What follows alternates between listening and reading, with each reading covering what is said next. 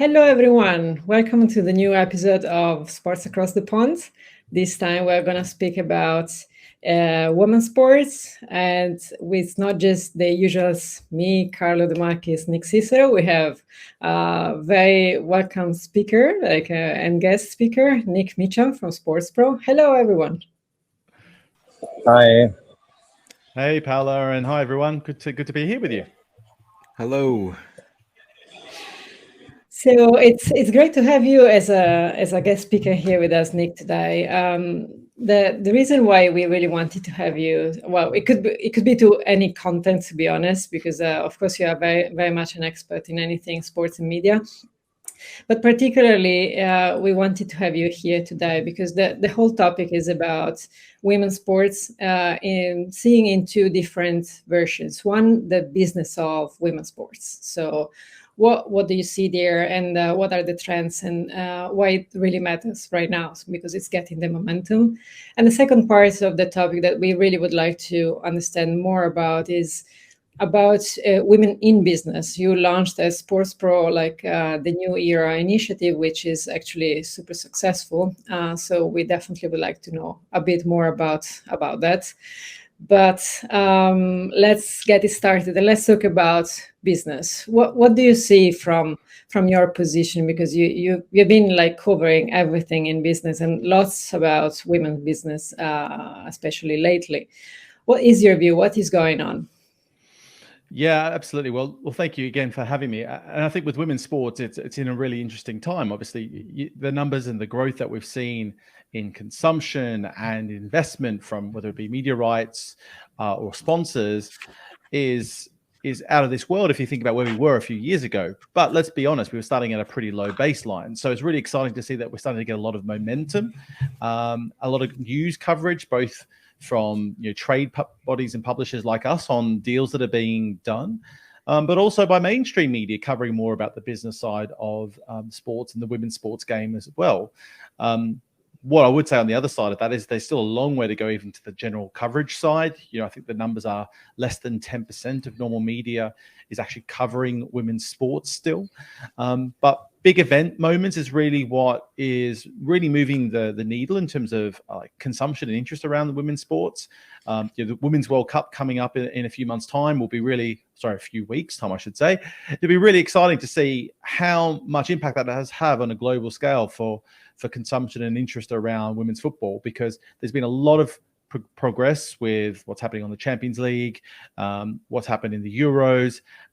Given the challenges with the time zones in Australia and New Zealand, I'm hoping that won't be a barrier for seeing a further kick in interest across the women's football and women's sports completely. And why do you think it is now? So, because it's clearly it's getting momentum, in the last 12 to 24 months, basically. Everything has happened. So I never heard myself about, it's not never heard, but it wasn't in the news so much. It is now it is a thing, for mainstream. So before it was very, very, very much, if you're into it, you know it. Otherwise, you would never even hear about it. What's happening and why? I mean, my view on it is, you can speculate as to the reasons why we're here and why decisions were being made and not being made. I do think fundamentally there's just more data to support the concept and the reason that, hey, there is a lot of interest in women's sports and women's athletes and all those areas that historically we didn't really have that ease of visibility. You think about YouTube and social media and the role that can play. There's now tangible data that sports properties and investors can look at and go, oh, wow, there's actually a huge engaged audience here. What are we doing to engage with that group? And I also think, in markets like, say, the UK, one of the things that may have helped push the interest in driving women's sports further is the need from a physical perspective and a leisure perspective is to drive more participation in sports. And one of the areas that was underserved was women's sports generally. And so to use women's sports as a catalyst to professionalize it, can use it as a catalyst to potentially drive more interest in participation at grassroots and get people more active, I think was possibly one of the factors that may have been helping at least to see more support coming from a governmental level. But I think data is really a driving part of it. There's some studies that I've seen recently, which are actually going to look to do a bit of a deep dive podcast on this on the Streamtime podcast, which I'm hosting every week. But with Women's Sports Trust, which is a UK-based study, but they saw that around 6 million, there's 6 million committed fans to at least one women's sports property in the UK versus 16 for men. Of those fans, just 3% of those women's fans are fans of only women's sports. So it just shows that this general interest in sports. It doesn't have to be male or female. There's just interest in good competition. And the more visibility you get, the more people will be showing interest in and engaging with that content. So look, I think the data is backing everything up. And I think we're only at the starting point of more and more investment coming into this space. Yeah.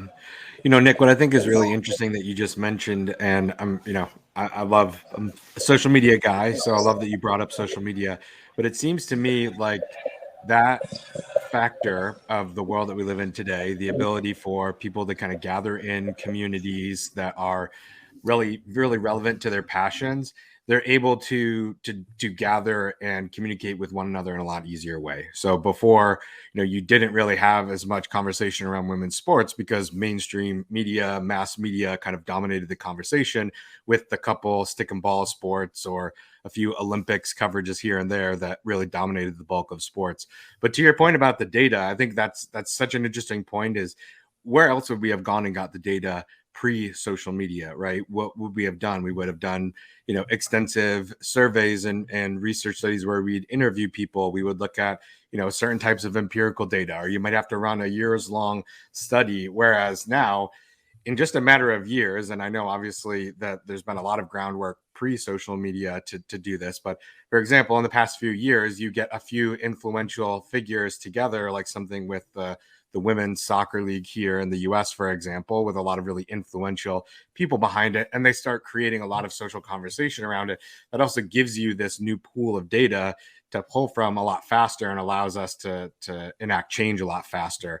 I'm just curious to hear what you think about that, or just in general. I know that, being in sports pro, you're kind of seeing how different pockets of different types of women's sports evolve online. Yeah, I mean, the coverage and the data is backing all that up pretty well. I was actually just thinking, as you're talking about the data side of things, I think one thing that's happened on reflection across more the wider broadcasting space is that we actually start to see, particularly in the UK and other markets, that some of the broadcasters became more selective on what sports they were actually investing in, because they would double down on, well, if we just invest in, so for example, Sky Sports in the UK is an example of this, right? Where they went, okay, they went from a generalist, we're going to have a bunch of different channels covering sports, to we're going to create dedicated single sports channels. The knock-on effect of that is they started putting more money into Formula One and cricket and boxing and so forth, but they reduced their investment in tier 2 and tier 3 sports and just focus on the ones that move the needle and drive subscription growth. And I think now we're just getting to a tipping point now where the interest levels are, at least in terms of having different platforms with more content. Think about fast channels, think about what role YouTube plays, is just providing more opportunity for those tier 2, tier 3 sports to finally get like another chance at mass exposure again. Because let's face it, 10, 20 years ago, if you didn't have the broadcast partnership in place, you were dead in the water in terms of reach and coverage. Now we've sort of gone through like almost like a dip, and we're coming back out of it again, where there's now more opportunity than ever for tier 2, tier 3 sports to at least find their own place and destination to build up a serious audience base. And social media is such an important part of that mix. Obviously, social media, in my view, plays in many ways the role of free-to-air TV in terms of mass reach, mass awareness, and discoverability. Yeah. Well, yeah, and I'm kind of leading you into maybe talking a little bit more, but I know that DAZN, for example, somebody that I've worked with quite a bit in my past at Conviva and Del Mondo, they have been somebody who's taken that to the next level in terms of broadcasting things like the women's UEFA championships that are breaking records on YouTube, right? Yeah, completely. I mean, some of the numbers that they've recently produced a report and shared some figures. I mean, it's important for people that don't quite understand the nuance of that relationship. It's sort of like a tri-point venture between DAZN, the Champions League, and YouTube. But the numbers show, I think they have 50% increase in audiences from year on year. They've seen 57% increase in fan interest, thanks to the availability of it being on YouTube. But what's also really interesting is that commercially, the organization is seeing 54% increase, a 54% more positive impact on revenue to the clubs and teams involved because of the exposure. So they're getting more eyeballs and they're getting more commercial opportunities as a result of that exposure. The challenge for that deal is going to be when DAZN put 2/3 of the live games next season behind a paywall. Yeah. What's going to happen there? I get the sense, no one said this to me, but I get the sense DAZN are a little bit nervous about how that's going to go and whether it's actually going to start paying dividends. And I think everyone else is a bit nervous about the knock-on effect of that lack of reach that they've had. But it's a great test bed or a case study for us to see what impact this sort of approach, this sort of journey can have on the women's football game. One thing that I wanted to say. Sorry. So one thing I wanted to say is an aspect of what you said about social. Clearly, broadcast had no data. And I've heard people commenting on how they decide what to put in their fast channel. They use their YouTube audience to understand it. It is quite funny. On the other end, you know that in music, that could be a setting. If you're not popular on TikTok, they won't produce a record for you. So clearly, different media try to use data from wherever they're relevant. That's the point that I think Nick, sorry, I didn't notice that, we're making. On the other end, I was intrigued by what Nick Neeson said on subscribers. You know, you focus on verticals because you wanted to have subscriber, but then maybe it's sort of where things now are evolving. It may be because in the early days of the subscriber idea, you had to acquire and convert. As things progress, everybody starts understanding that retention is the real success factor. And retention may mean not only having one or two sports that are super, I would subscribe if they have Formula One. Yeah, but Formula One is once a week, maybe not even every week. So I need something else. And maybe the approach is different because now the quality and that's where you need the data of what you put on top in the bundle of the one or two or three that change the conversion is what may or may not retain people to stay a subscriber, which is clearly, as we go more to profitability, the real number one problem, retaining people, right? I guess. I think it's funny you mentioned fast. Oh, go ahead, Paola.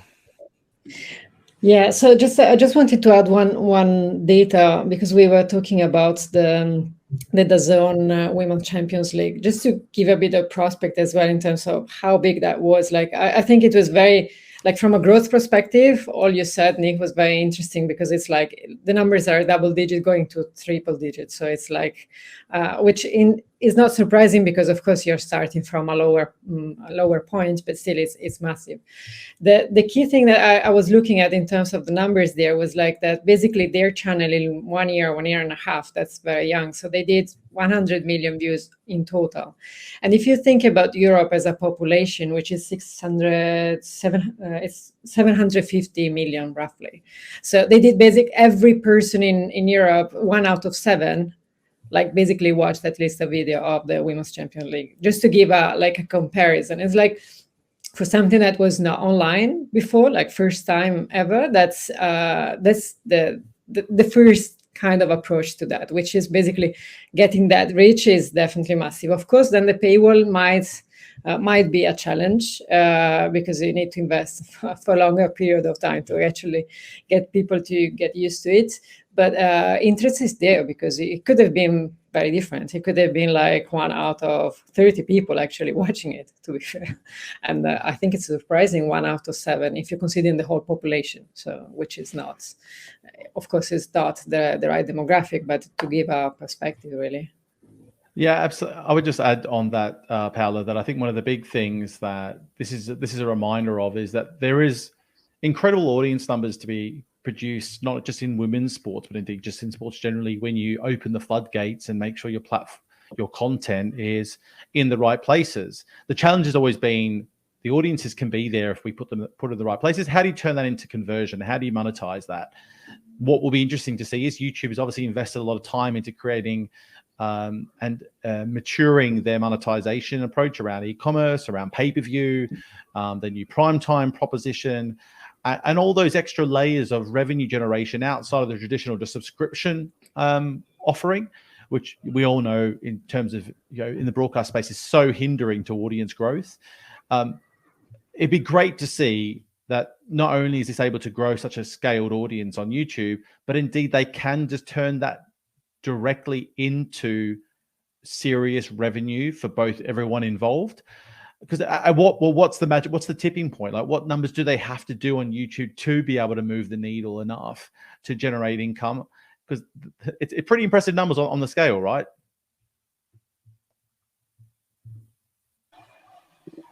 Yeah, absolutely.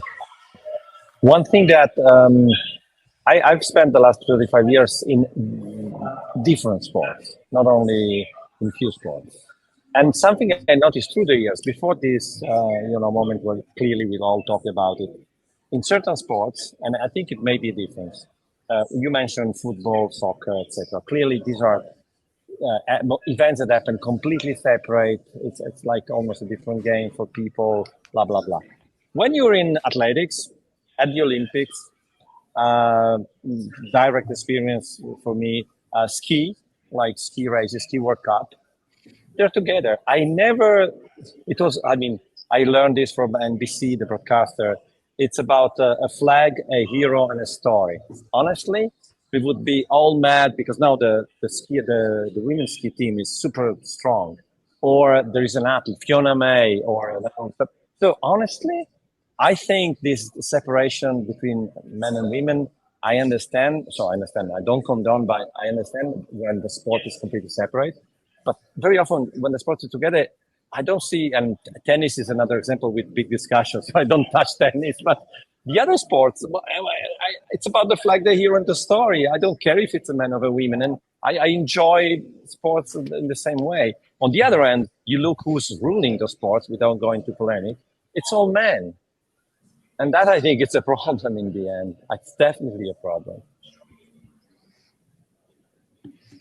Well, I guess that's what Nick is doing with the Sports Pro New Era. He's trying to change that, at least to balance that somehow.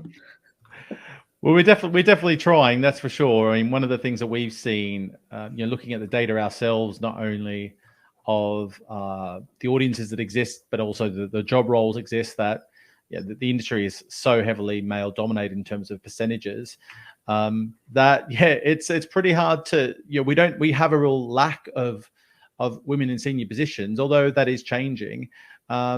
If you look around the political world, that you often see that the countries that are run by women are often a little bit less crazy than some of the ones that are run by men. But hopefully that's not a symptom of what you would see in sports moving forward.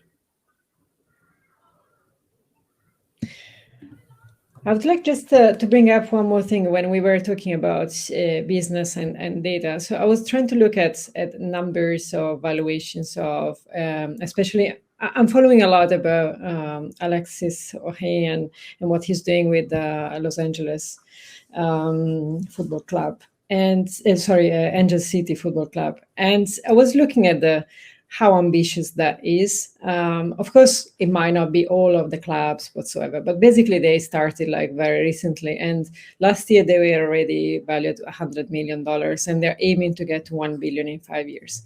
Now, of course, let's put in perspective, it might not be 1 billion in 5 years, but still, we are going to basically from 0 to 1 billion as an objective. So just writing it down, it means it's ambitious but achievable. If not in 5 years, it might be done in 10, but still it's something achievable. So going from nowhere to 1 billion, I think that growth rate is very hard to think about in other sports, in other countries. So I think having that opportunity for brands as well to jump in when the the growth is. So getting as well like a good value for and good ROI for the growth, and also for business owners and whoever is investing in the area. I mean, we're talking about massive growth in terms of business. I don't know if you have a view on that, but I was like looking at the numbers. It's like, is that the right number of zeros? It's like, wow. Well, with Angel City FC, I mean, I'm not as close to the US stuff as perhaps maybe Nick might be, but what I do know is that I think the last reported numbers they had around their sponsorship turnover was about 40 million for the year. So let's assume they might be turning over, and double that across everything else they do. It wouldn't be any more. I mean, it's a pretty lofty valuation number, but the valuation models for American sports properties and sports properties in general in the world are pretty crazy. I mean, what's exciting? Angel City, I do hesitate to look at that example as like a benchmark for the rest of the industry, just because Angel City's framework of the types of people they have involved. Carlo made a point before about storytelling and the personalities and so forth, and that's what sports and the popularity of sports built on. Well, Angel City have a lot of that in terms of the leadership and the whole story from launch and the types of famous people they've had involved from day one, which gives them an incredible platform to bring on partners, drive extra revenue opportunities, broadcast and media coverage that you would just never get anywhere else. I mean, you could think about what's happened with Wrexham, I suppose, in the UK. Well, yeah, but I mean, it took Ryan Reynolds to get Wrexham a Hulu deal. Same thing. It took Serena Williams and Alexis Ohanian to get an HBO deal, for example, with Angel FC. So sometimes, to your point, it's exactly about that, right? If Wrexham had just got bought by a random billionaire, might have been a totally different story. Completely. So that's why I'm always a bit hesitant with those stories, because I think they're exceptions rather than the rules, but they do show that there is potential there. Whether they can keep riding that wave of growth, I think a lot of it will depend on how the NWSL's coverage develops and evolves, and they can get some substantial deals there. But they need something to happen more widely to keep the momentum up. But they've got some great people and they're well run. They're an impressive organization, that's for sure. Yeah, I would just add and I'm cognizant that we're three men and a woman on a show talking about women's sports. So feel free anybody to shut me down. But I do think that when I look at other types of sports out there, I think that you look at maybe football and tennis and golf as some of the most dominant women's sports out there, and I certainly think tennis and golf have quite a bit of mainstream attention. Somebody might prove me otherwise. Obviously, football is one of those global, and then you have the Olympic sports. But then even in the world of men's sports, there's lots of sports that want to be considered the biggest sports in the world that are never going to get there, right? I look at, and this is no offense to them, like a lacrosse, for example. It's a very self-sustaining sport, right? Like they've come out and, they've had a multitude of different types of pro leagues, although I think that, Paul Rabel is doing a pretty good job with the latest version of that. They've expanded to kind of a global game and are really looking to do that. But is men's or women's lacrosse going to be the top billing on an ESPN anytime soon? Most likely not. So I think that there's this, because of the world of choice that we have today, and it's been brought up with the streaming relationships with the social video platforms like YouTube. Last week we talked a lot about the FAST channels, right? We have the demand for content, I would say, on a lot of these places. Like we have a lot of demand for content, but you need to have a demand for unique and differentiated content. And so I think that there's a huge opportunity for women's sports, not looking at the whole industry as a whole, but for different pockets of that, to really fill that niche model as well, to be able to be self-sustaining, to be able to build models that differentiate. And that's the one thing that we do know about the streaming world today, is that everybody wants to differentiate themselves, right? So can YouTube and DAZN and UEFA align together with women's football to really blow that up? Or could there be, somebody like Peacock and what they've done with like a WWE, where they've able to bring that audience over? So I think that what we're going to start to see, and hopefully it can be monetizable in a great way for everybody involved. But I think there's a really big opportunity with the branded content, with new streaming platforms, and with some level of subscription/free for different types of sport to really expand upon all of that too. I don't know, Nick. The last thing I don't know if you, like I said before, I know I mentioned soccer, football, and golf and tennis. What are some of the other sports that you in particular have seen attracting a lot of attention just in the streaming space, maybe mainstream or niche? I know that you're involved with volleyball. Is volleyball pretty popular? Or there's some other thing? We talk so much about golf and tennis and soccer. I was figuring there's probably people out there that are interested in other types of women's sports.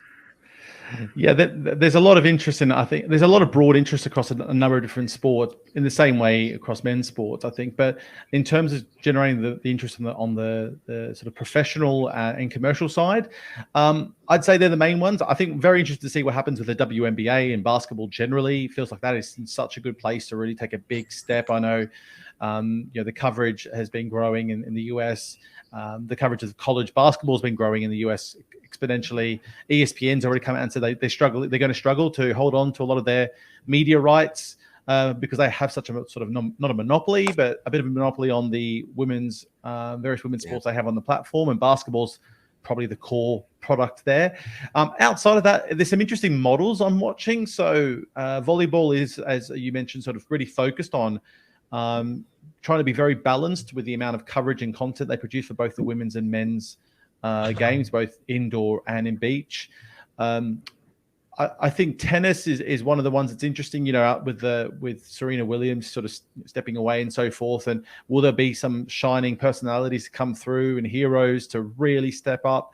There's been a lot of great women's players that have sort of popped up, but that's a bit I'm interested also with the investment from CVC coming in. I'm interested to see if that can really spur some action. But I mean, still, football is really the main thing I'll be watching. And also for next year, I'm going to be watching what Paris can bring. What's the Olympics going to bring to the table? Now feels like a great time for some new heroes to be born and to be brought up. And that's a great platform for perhaps some new women's sports, new women's athletes, and potentially even sports to leverage that exposure that Paris might give them. All right, so I think we still have very few minutes, but I just want to get a bit more of your insights from what you learned from launching the New Era initiative. I think I want to make sure that we go through it because I was happily surprised when I saw like full house, no place to sit when at the event there in London for the Sports Pro Live. And actually I couldn't get into the second event. It was too many people. And I was like, oh my God, there's something going on here. So, I was very happy to see. So what's your learning there? What do you see there? Yeah, sure. I mean, we launched the New Era program as an initiative. We spurred out of a bit of frustration, I think, for us. Like what we were really seeing is, we run events, we do media content, and we were really struggling to really get quite a breadth of female voices on and in our content, and also just the lack of diversity at our events. So we thought, let's try and see if we can just do something that might help a little bit in that space and maybe open up some opportunities for some other female leaders in the industry or female executives.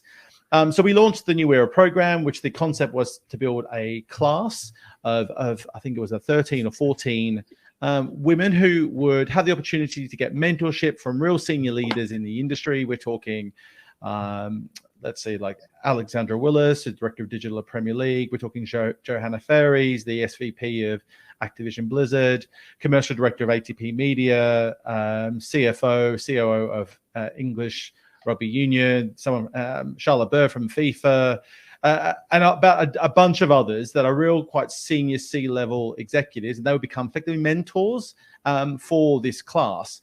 But what we didn't expect was the popularity and interest. We had something like, I think it was like 270 women applied to be in the program. And we were expecting not even a fraction of that number. And we only marketed it through very much a very simple marketing campaign through our own channels. But so we tailored that group and we looked at all these people that engaged with them on the first wave and went, wow, we need to do something more.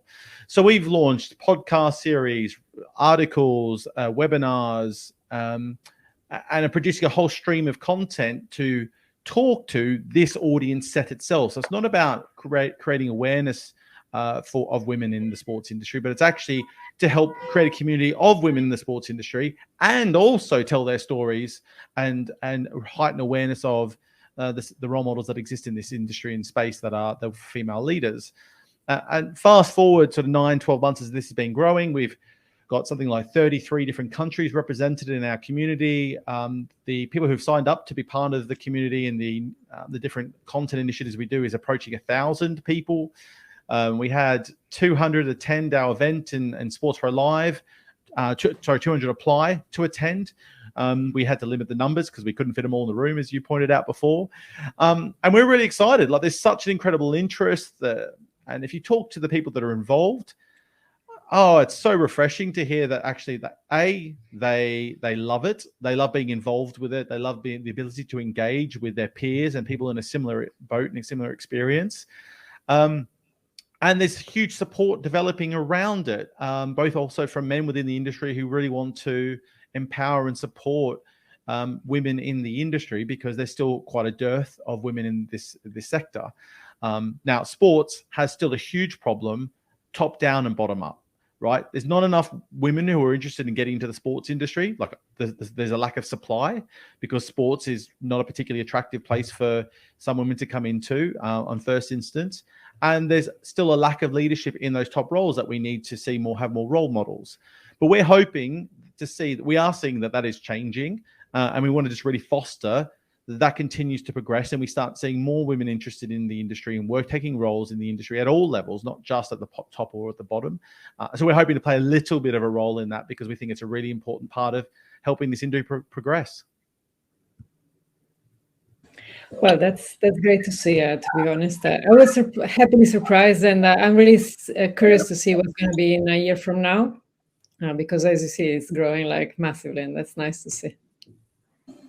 Just wanted to add one thing about, I think Nick Cicero was saying, we're 3 men and 1 woman. So it's very delicate, a bit sophisticated argument, but yes, it may be bad for representation in this case.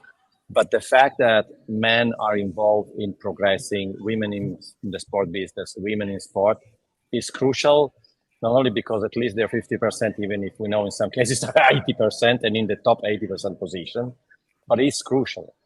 And more I see this kind of, diversity chat where someone on the underrepresented group says, yeah, but you created the problem, solve the problem.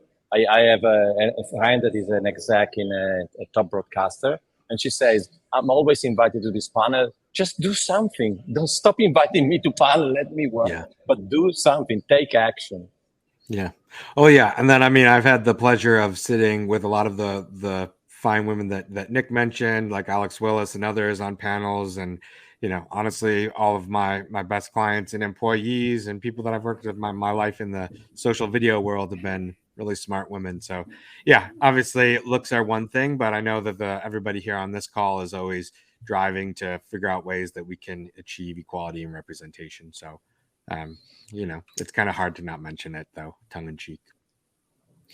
Well, we have as well, like Alfonso saying that it's a great initiative. So we have support from Mexico. So I think the time is running up. So thank you very much, Nick, for being with us. Thanks, Nick Cicero as well, and Carlo De Marquis. And ciao from London. 3 from London and 1 from the US. Now it's we're forgetting about mainland Europe right now. So thank you again, and see you in 15 days for the next episode of Sports Across the Pond. Have a great day. Thanks, everyone. Ciao. Everyone.